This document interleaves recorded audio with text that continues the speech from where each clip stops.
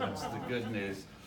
It's kind of funny though how things go in cycles, and I get scared when I see the market now heating up in multiple contracts, because usually what goes up comes down, and after the bust of 89 and 90, we made bumper stickers, and the bumper stickers said, "Please God, let there be one more boom market, and I promise not to piss all my money away." So please save when you're in a good market.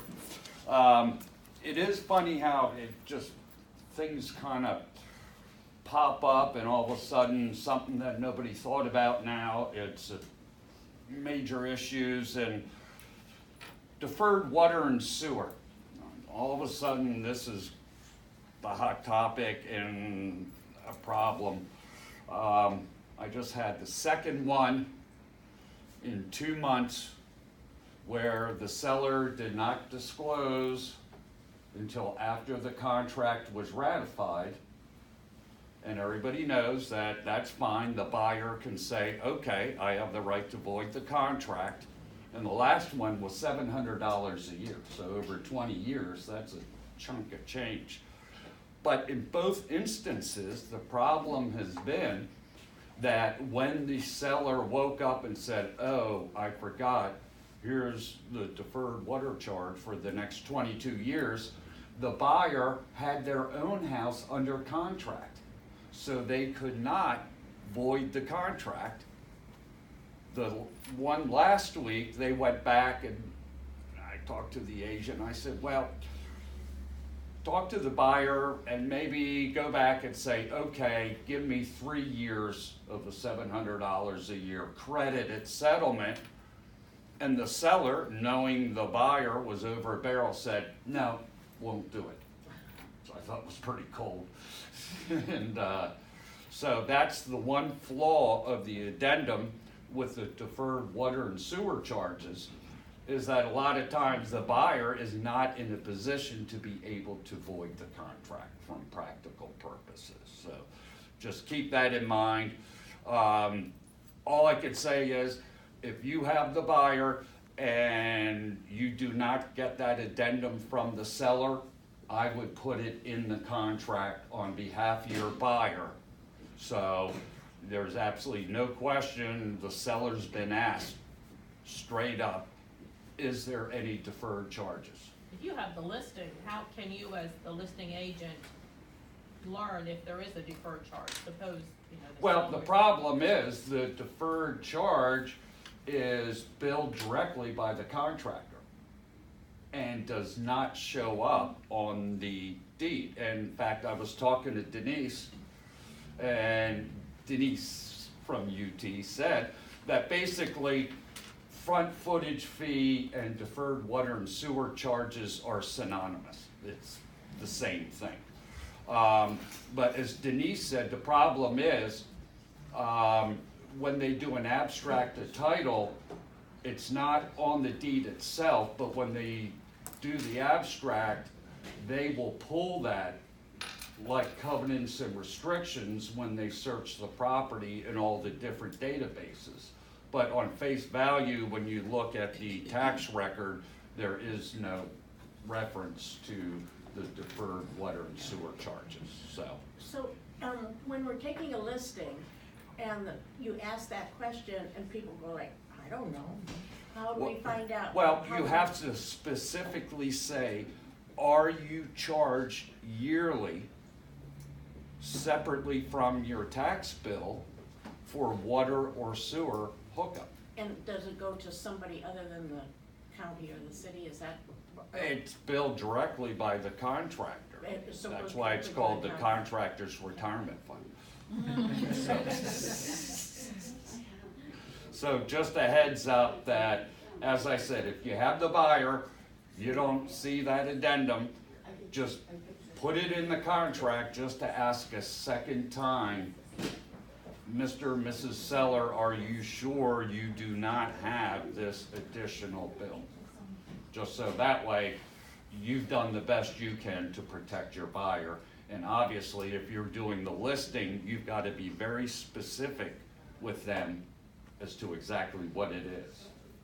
And I can't believe somebody would not pay $350, $500 a year and not remember it if you prod them. This is only for new subdivisions, right? No, Hampton and Towson, all the wells were going dry, and they put it in the 80s, and that's a 1932 subdivision. Oh, that's. And they're talking about going farther down Providence Road now because there are issues.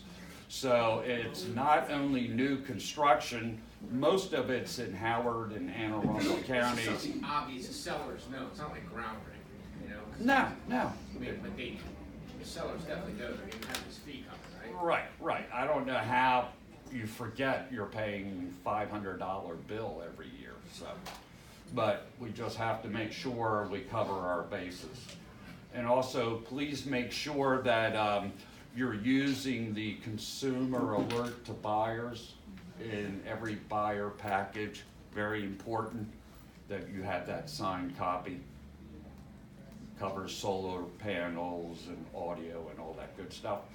And then another issue that's been coming up I want to throw out to you is there's been a lot of comments made about showings and how listing agents are handling access to listings, especially coming soon, non-MLS, which I'm not a big fan of.